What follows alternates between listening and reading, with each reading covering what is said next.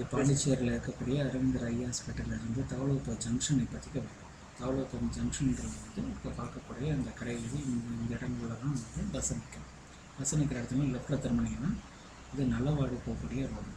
இந்த நல்லவாடு போகக்கூடிய ரோட்டில் மிகச்சரியாக 1 கிலோமீட்டர் தூரம் வந்து போகணும்.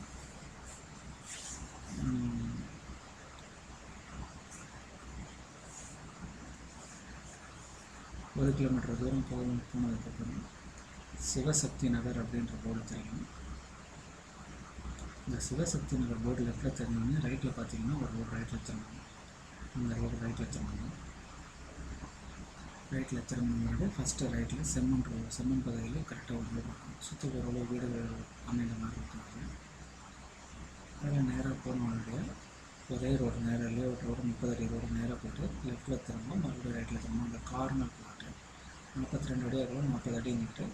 அதுக்கு நம்ம பிளாட்டுக்கு அப்படியே ஆப்போசிட்டில் ஒரு வீடு பாதி கட்டப்பட்ட நிலைமையில் இருக்கும். இது 42 அடி அகலம் 40 அடி நீட்டு கார்னர் பிளாட்டு.